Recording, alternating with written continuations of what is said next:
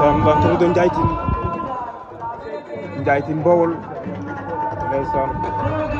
Ndiaye Tine le frère Atafa Tine ndeysaan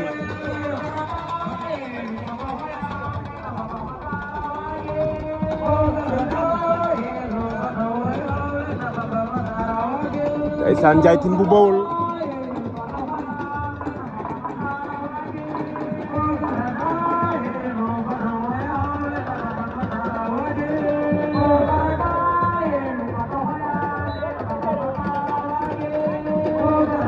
Ndiaye Tine